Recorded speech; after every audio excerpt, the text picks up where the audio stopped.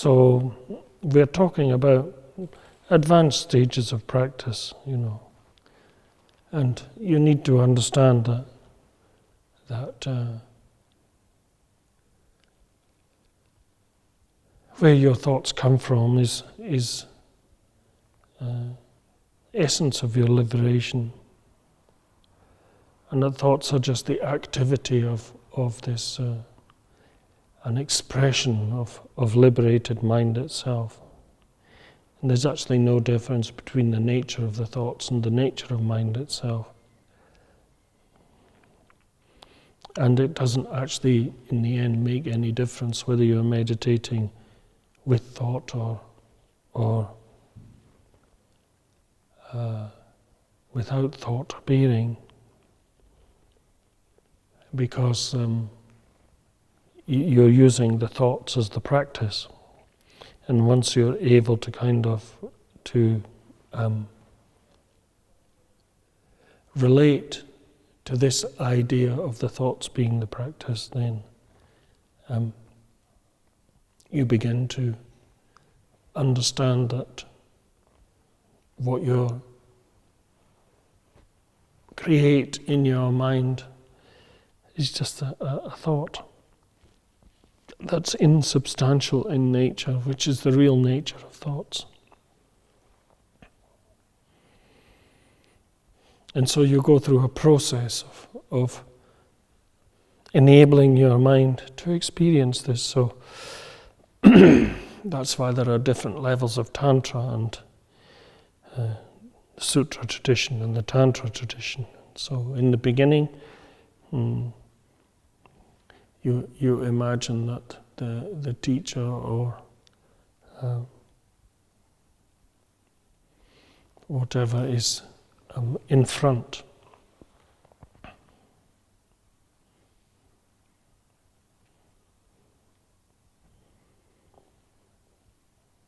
And then you move on to the stage of where you imagine yourself as the yidam, and the yidam is in front, but there's still kind of a difference between your mental state and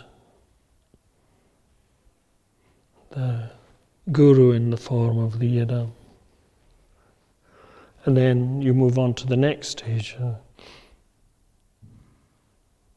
So that was the Yoga Tantra. Then you move on to the Anuttara Tantra, where there's no separation between.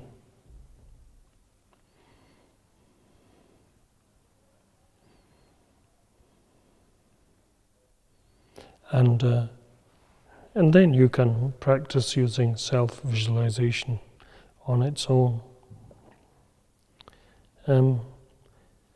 So the kind of the origins of this practice are that Chenrezig made a vow to help all beings and saw that he wasn't fulfilling this vow.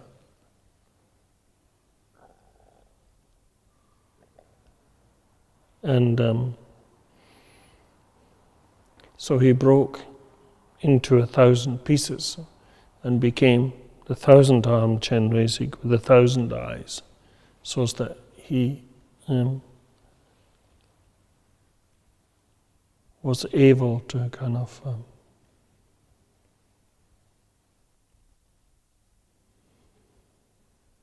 expand his ability to help beings through seeing more of what was happening.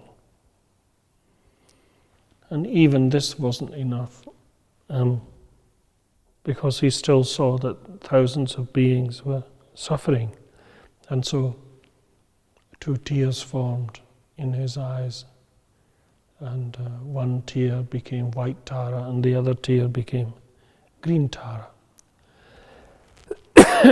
And they took a vow to help beings, and in doing so that they would remain as female bodhisattvas.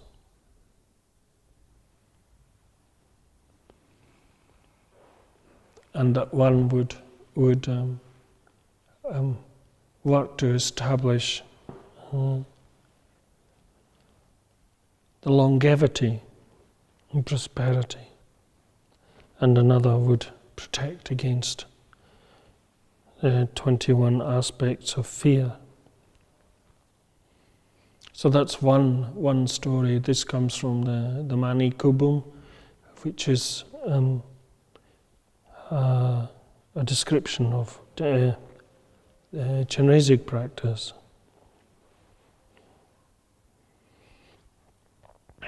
And another version of the story, which I think comes from Atisha, is that in the time of the Buddha called Amoghasiddha, this princess appeared, and her name was Yejipamo, and she resolved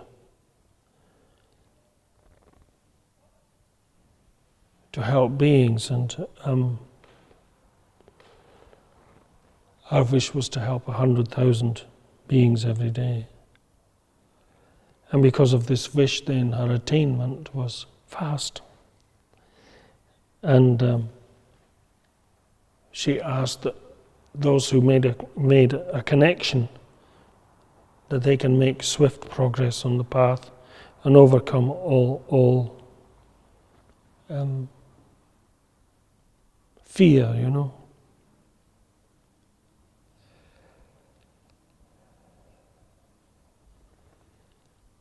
And so the things that we are most generally afraid of is that we don't get what we want. We're afraid that we won't get what we want.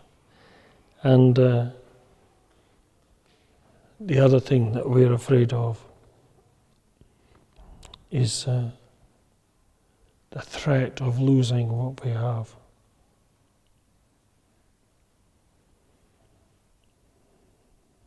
And so there's different kind of levels of fear, from just a kind of vague sort of sense of worry to like a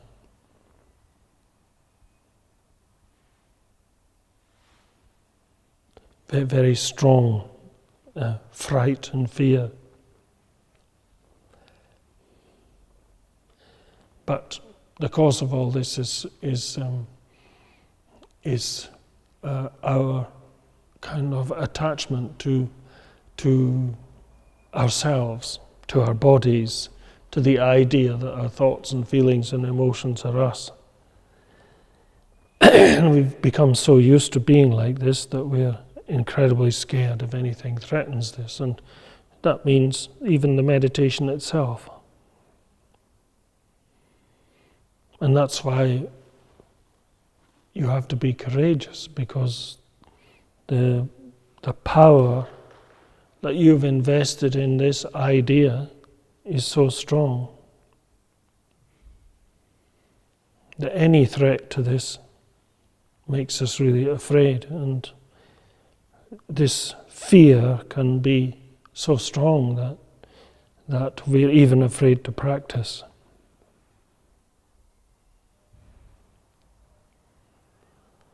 Of course, that's only part of the story. Then you have all your conditioning, then you have all your genetic stuff, and then you have all your karmic stuff, the memories and the... But, I mean, most of the time we are afraid, you know.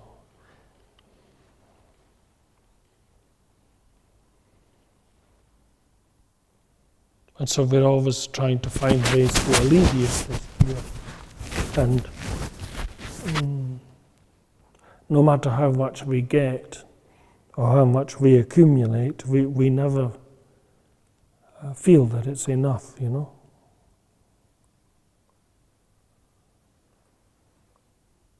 And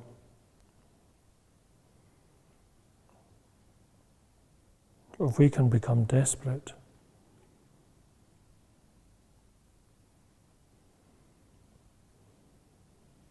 but all this is just something that appears in your mind.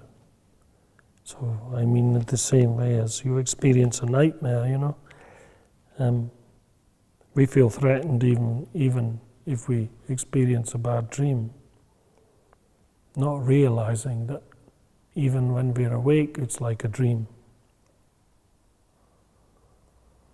And if all of this was actually real, then there wouldn't be any way to change it.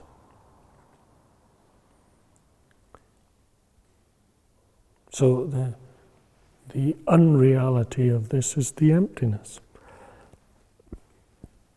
And we're afraid of experiencing that. But because the nature of all this is insubstantial, then that's why the practice works. And it's also when you gain realization, then you become fearless, because everything just drops away. So with the dropping away, I can't see this.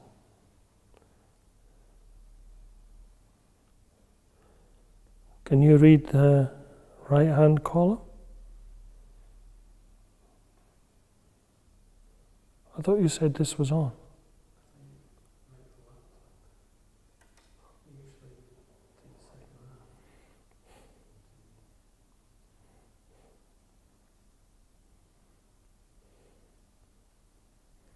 Can you read the other column? This column. Not the right one. This is giving the wrong color.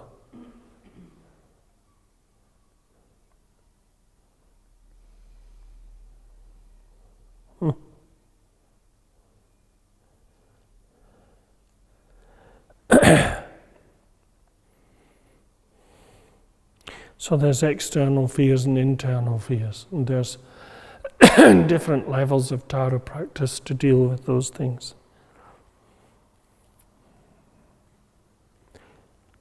So in ancient times, the external things were what you can read, and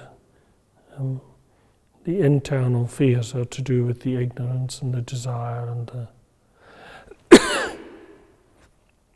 the mind poisons. The things that bring about these things, which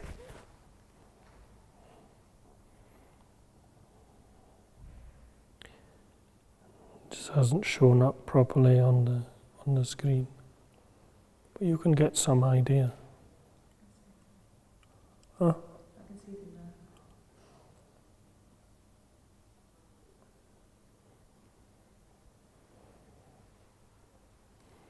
So different levels of the practice dealing with this. And we'll be doing more about that.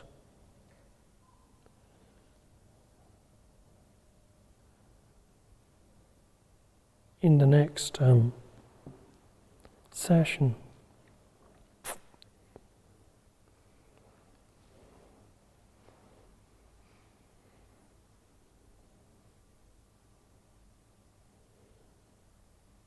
So it's important to understand that the different levels of meaning in Vajrayana, the outer, the inner, the secret, and the very secret, and that those things only reveal themselves if you practice. Without the practice, you don't have that.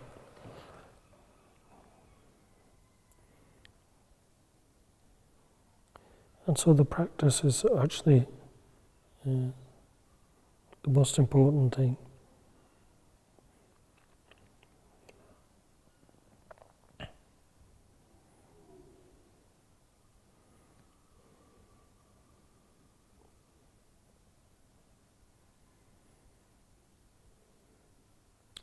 So I think this week we're moving on to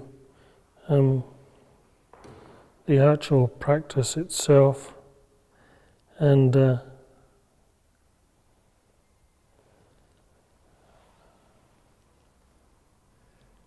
I think we should just go straight into this.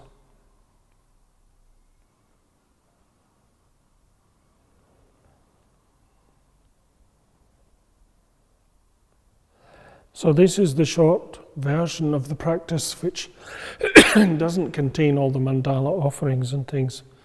This is a practice which the 12th Sita Rinpoche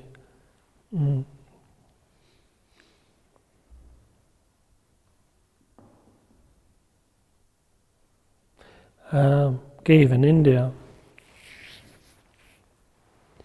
And all of the essential parts of the practice are here.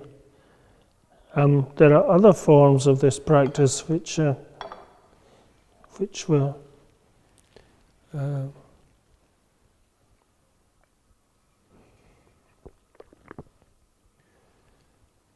composed by Atisha.